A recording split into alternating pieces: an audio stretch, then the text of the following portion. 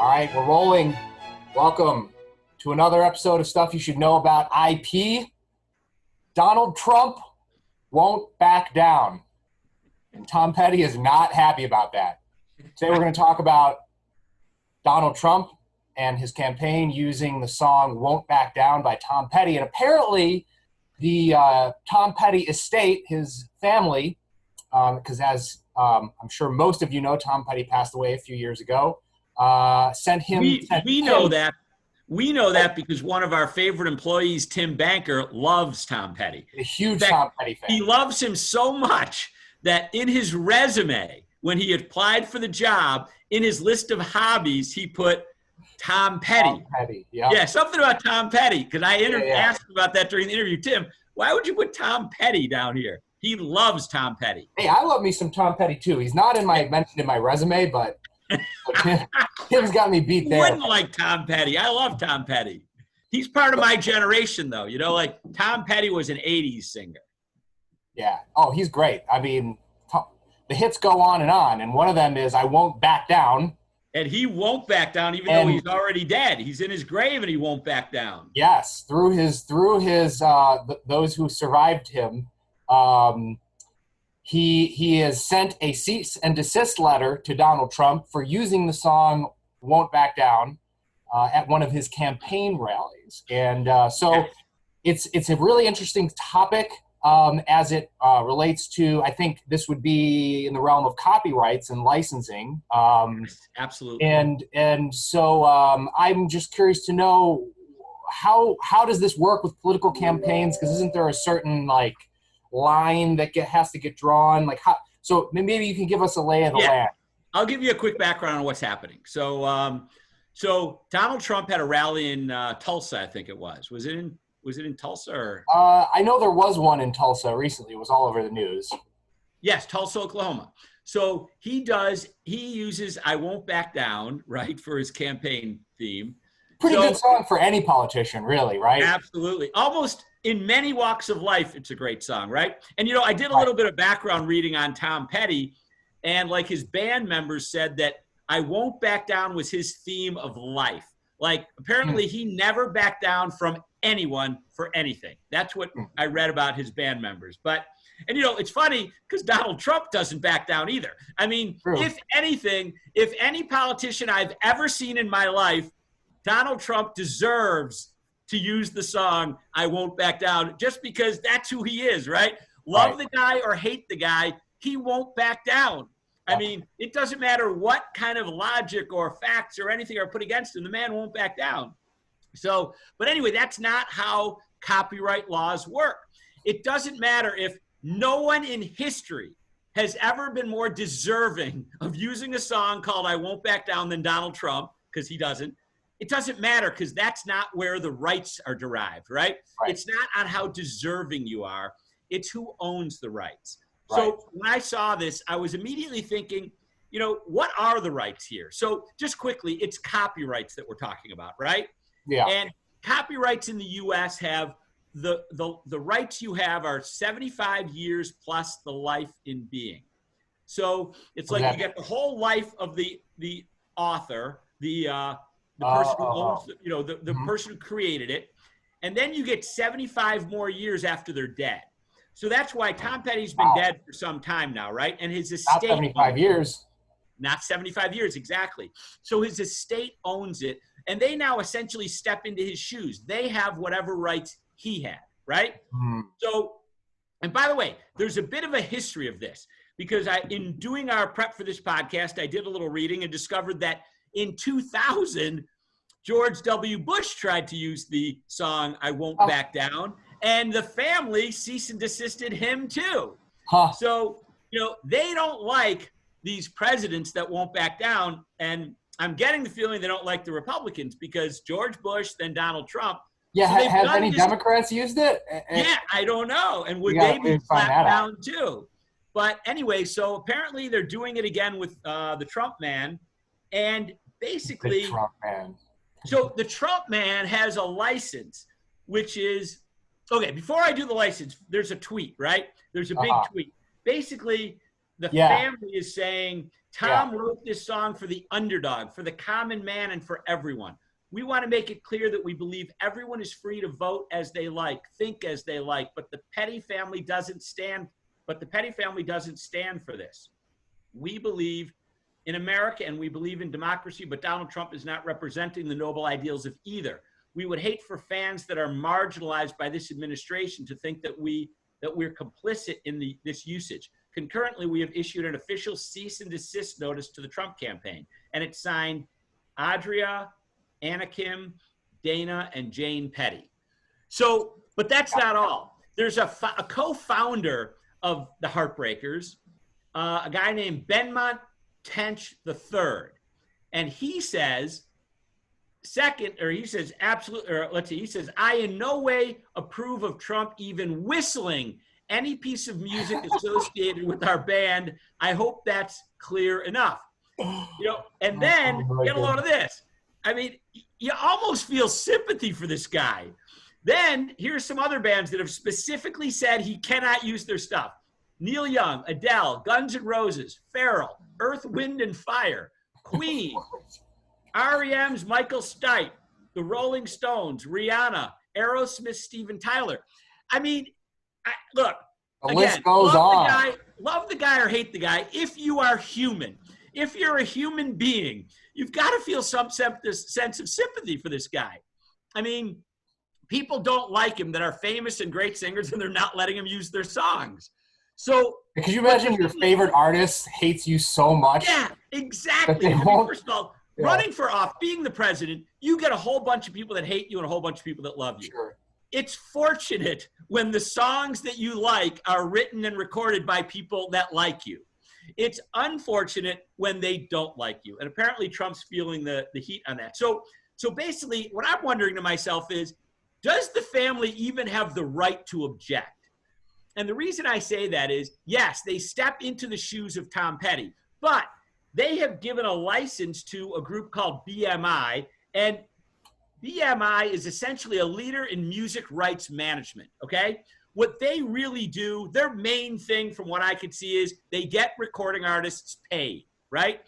They have like 15 million works, and they basically pay, they license out access to this massive database of great songs, and then they pay people royalties based upon access to their songs.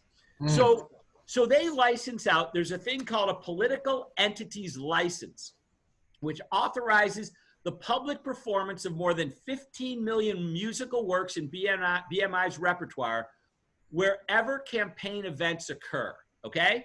So Trump's campaign probably bought a license like every other campaign because, when you're walking into a big event, you want some music, right? If you're a heavyweight boxing champ, you want some cool music to lead you into the ring. And when you're a motivational speaker, you want the same thing, right? Well, political people want the same. So the problem is so you'd think with that, hey, they bought a license and the family, you're out of luck.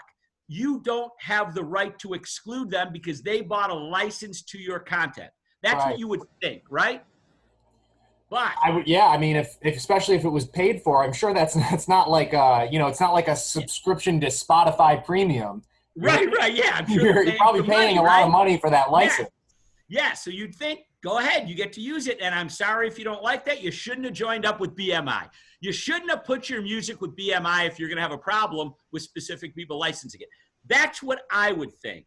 Right. But there is a provision in the BMI licenses to at least these political entities, maybe more, but certainly to these political entities. And here's what it says.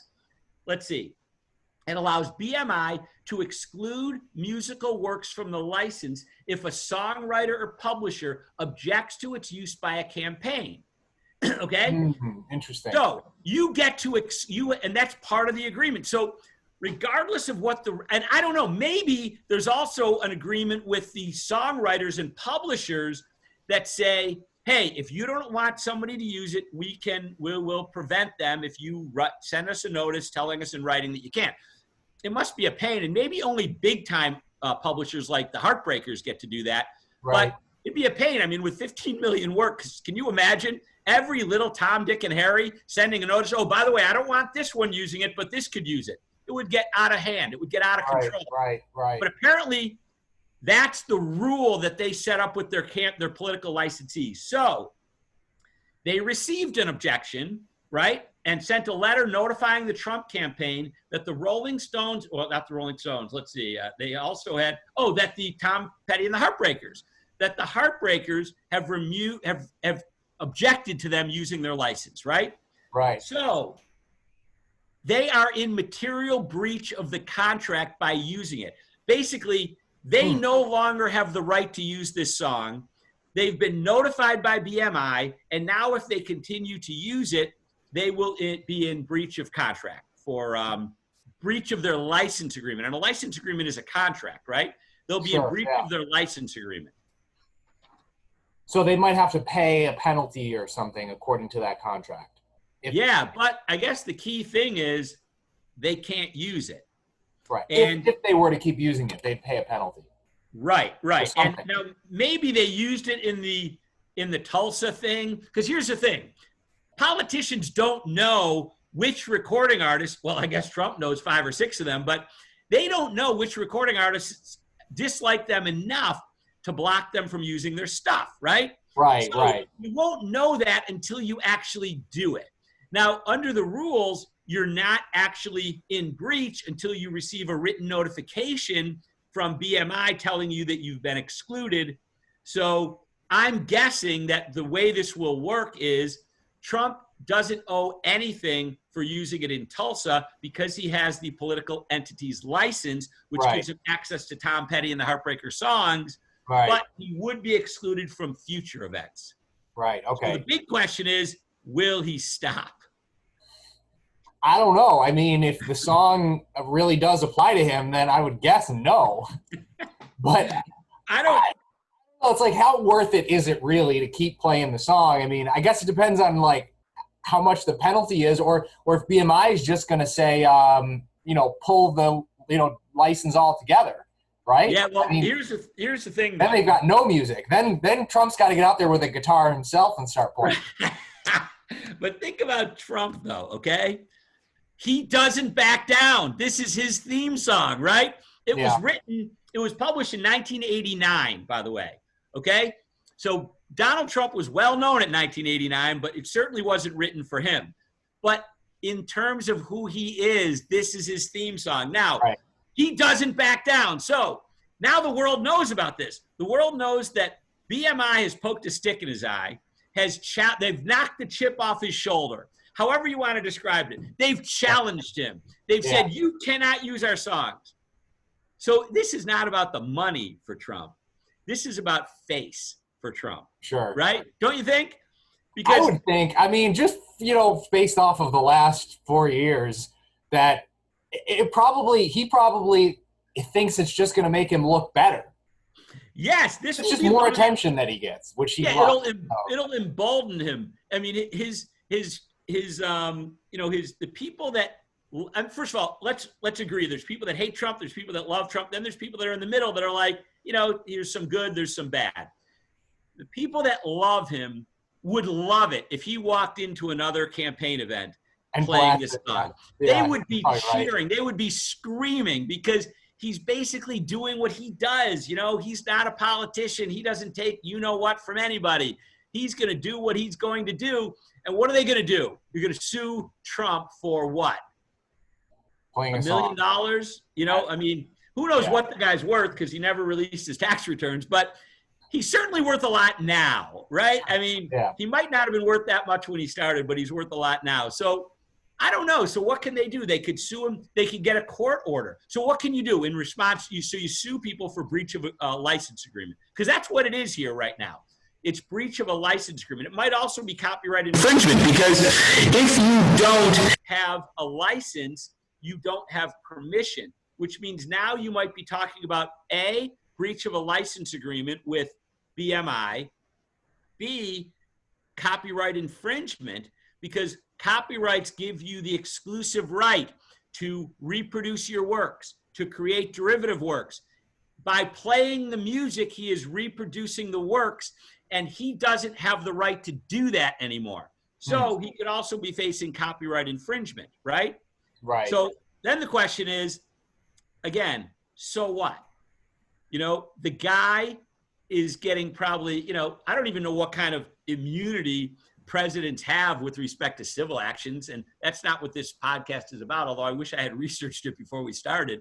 Right. Because that would be a cool thing to know. But let's just assume that you can sue a president, maybe not now, but after he gets out of office, Sure. which who knows, could be in November for all we know.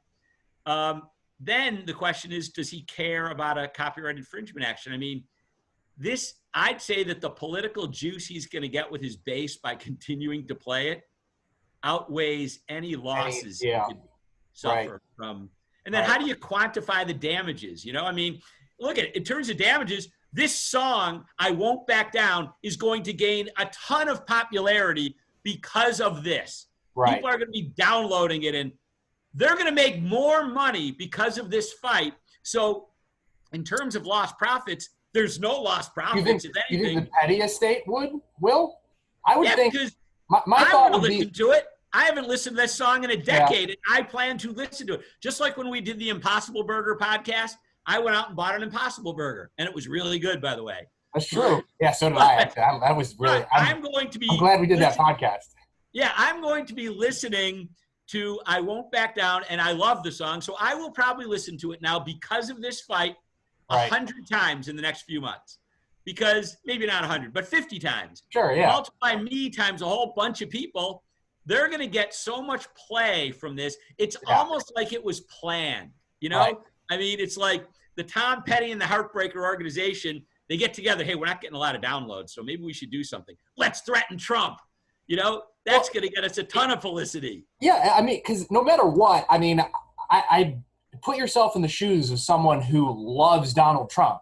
You're not going to stop loving Tom Petty, too, because Tom Petty's family doesn't like Donald Trump. I mean, it's not like the music all of a sudden doesn't become good anymore. That's right. Unless you're a total extremist, right? Yeah, but how many people are there really like that? Yeah, then you hate everyone who hates Trump. But most people are going to listen to this song and they're going to go, wow, this is an awesome song, because it is an awesome song. Yeah. Which is probably why, again, at least two presidents, I mean, there's only been 45 presidents, right? Two of them, and by the way, this thing has been around since 1989, which means there was George Bush the first, there was Clinton, George the second, Obama, and Trump. 2 out of 5 have played it as their theme song, right? Yeah. 2/5 of all presidents since 1989 have played this as their theme song, or at least attempted to. It's a good song. So it's going to get so much play because of this. They're going to win. So the Pettty organization is going to win, right? Because they're going to get a lot of hype. Trump's going to win because his base is going to love the fact that he won't back down from this. Right? BMI is going to win because they're going to make a ton of money selling access to Tom Petty and the Heartbreakers songs, because it's not just going to be I Won't Back Down. People in my generation are going to be going like, oh, my God, that's a great song. What else does he have? I haven't played Tom Petty in a decade. I got to play all of his songs, right? Right, yeah. So I think everyone wins with this fight. Everyone. The only way people lose is if Trump backs down. That's the only way they lose. The Trump haters are emboldened, too, because they're like, yeah, Tom Petty took a stand. Exactly. So even they win. This is the biggest win of all time.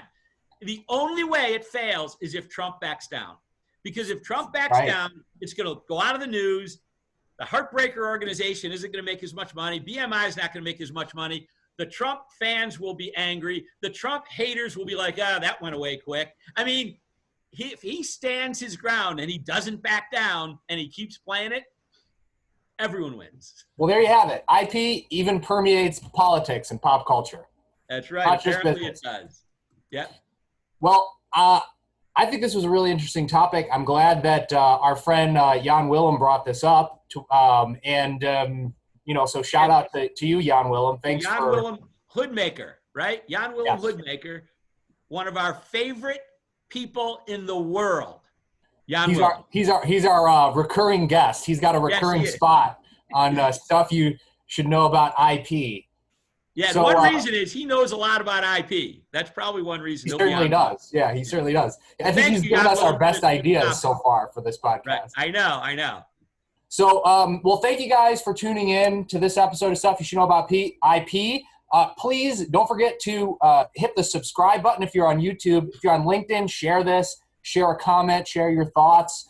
Please no like radical political, no cursing at least. If you want to debate in the comments, you can do that, but just keep it civil. We are neutral. That's the thing, is that we're not Trump lovers, not Trump we're not trying to start a fight here. Yeah, we're in the middle. Come on. But seriously though, thanks for tuning in, and spread the word about intellectual property. See ya.